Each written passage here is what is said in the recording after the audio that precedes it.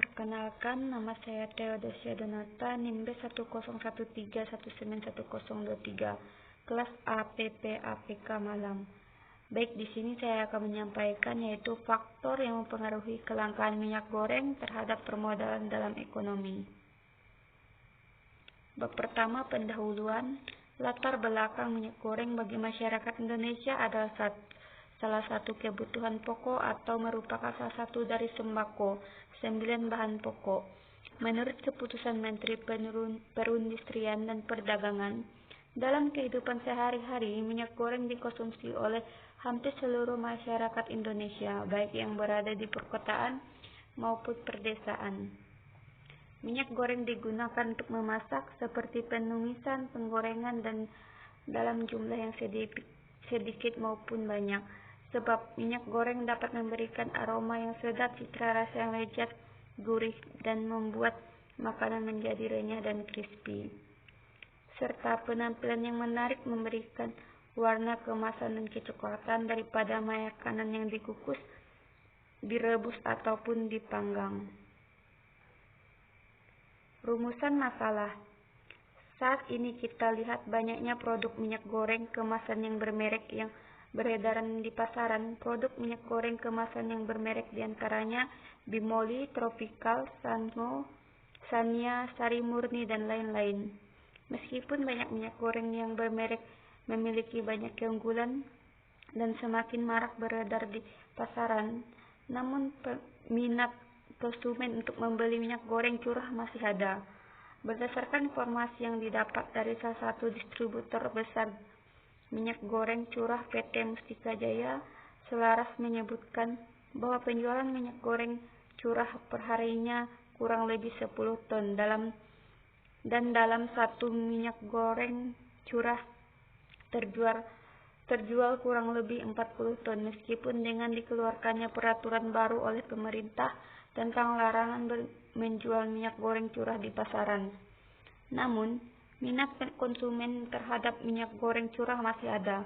Ditambah lagi kelangkaan minyak goreng yang terjadi pada saat ini membuat sebagian masyarakat lari ke minyak curah. Bab 2, pembahasan. Kelangkaan minyak goreng. Kelangkaan minyak goreng di Indonesia masih terus terjadi, yang menyebutkan kelangkaan minyak goreng di pasaran tidak terlepas dari mekanisme penawaran dan permintaan atau supply and demand. Minyak goreng merupakan salah satu komoditas penting di Indonesia. Berdasarkan IHK, Indeks Harga Konsumen, Indonesia minyak goreng memiliki kontribusi yang besar. Hal tersebut karena minyak goreng merupakan salah satu barang yang dikonsumsi masyarakat setiap harinya. Dampak terhadap inflasi juga cukup tinggi. Kelangkaan minyak goreng disebabkan karena ada kenaikan dari sisi permintaan demand dan penurunan dari sisi penawaran supply. Beberapa faktor berikut menjadi penyebab penurunan supply, utamanya produsen mengalami penurunan dan memasarkan minyak goreng di dalam negeri. Faktor-faktor naiknya harga minyak goreng nabati. CPO, crude palm oil, merupakan salah satu jenis minyak nabati yang paling banyak diminati oleh masyarakat dunia.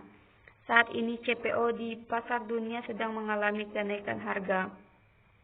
Kenaikan itu dari $1.100 menjadi $1.340. Akibat kenaikan CPO, produsen minyak goreng lebih memilih menjual minyak goreng ke luar negeri dibandingkan ke dalam negeri, karena produsen akan mendapatkan keuntungan yang lebih besar apabila menjual minyak goreng ke luar negeri. Pemerintah mencanangkan program B30. Kewajiban pemerintah terkait dengan program B30. Program B30 adalah program pemerintah untuk mewajibkan pencampuran 30% diesel dengan 70% bahan bakar minyak jenis solar. Ada peralihan menuju ke produksi biodiesel atau bahan bakar alternatif yang dihasilkan dari bahan alami yang merupakan minyak minyak nabati dan minyak hewani. Konsumsi yang seharusnya digunakan untuk minyak goreng, tetapi digunakan untuk produksi biodiesel. Hal itu karena ada kewajiban untuk pengusaha CPO agar memenuhi market produksi biodiesel sebesar 30%. Pandemi COVID-19 belum usai. Kondisi pandemi COVID-19 yang belum selesai, ada beberapa negara di belahan dunia lain yang sedang mengalami gelombang ketiga COVID-19. Konsumen luar negeri yang selama ini menggunakan minyak nabati juga mulai beralih ke CPO, sehingga ada kenaikan permintaan di luar negeri terkait ekspor CPO. Permintaan Marshallian. Suatu fungsi permintaan dapat diderivasi dari fungsi utility atau fungsi pengeluaran. Fungsi permintaan yang diderivasi dari fungsi utility ini merupakan demand terhadap barang oleh konsumsi dengan menggunakan penghasilan uang konsumen konstan. Fungsi permintaan yang diderivasi dari konsumsi pengeluaran diproduksi dari proses maksimasi utility dengan kerangka fungsi anggaran konsumen. Fungsi permintaan Marshallian dapat digambarkan dengan bentuk kurva untuk tingkat utility maksimum dan pendapatan yang bervariasi dengan tingkat harga yang konstan.